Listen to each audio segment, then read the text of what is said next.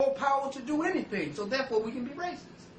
So to say you can't be the racist because you don't have the power to oppress is to say you lack power on some level and to disempower yourself. What do not we have all power to do? And since power is the potential to manifest infinite possibility, then you don't know how much power you have until you bring it forth in its full manifestation. Yes, sir. So it's there's no understanding of how much power we actually have. If you're measuring it by all the power that we have used, then that's inaccurate, because you're talking about all the power we have used. You're not talking about all the power we have, because you don't know the power we have. But I can tell you something about the power we had in Kemet. I can tell you something about the power we had in Moorish Spain. I can tell you about some of the power we had in Timbuktu. I can tell the power we had in Nubia.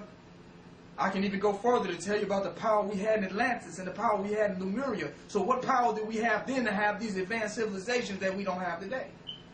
So I agree, we have the power to be racist. Do it mean that we'll be racist? That we will choose that as a goal? That's up to the individual.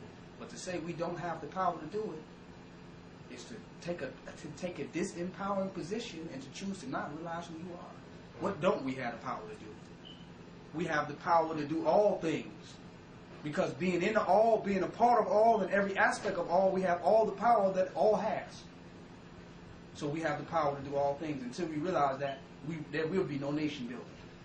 Because we have a limited consciousness on who we are and what we actually have and what we're actually working with. We got a nuclear battery, and we think we're running around on the Energizer. Because the white boy is accessing nuclear power. We got nuclear power. But in order to use it, we got to get new and clear about who we are. Mm-hmm. Literally, 100%. So that was my challenge to that we do have all power. We have the power to do, be, and have anything. Will we do it? That's a different question. But we got it. So that question about black people cannot be racist because we don't have power, quit saying that. We had the power to do everything.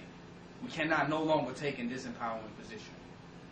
So last, to conclude that, we must challenge ourselves to be enlightened in our interaction to our women, our sisters, our queens, our goddesses. And we must challenge ourselves, we must challenge them to be enlightened in themselves. And until that enlightenment happens, all the money you spend, all the outfits you buy,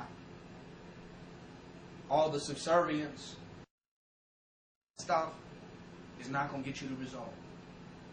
The only thing that is going to work is when we challenge them to be their empowered, enlightened selves as they were back in Kemet when you look at the walls. And no matter how much it hurts you, because we have been turned into soft Negroes who even have started shucking and jiving and tap dancing for even our own women.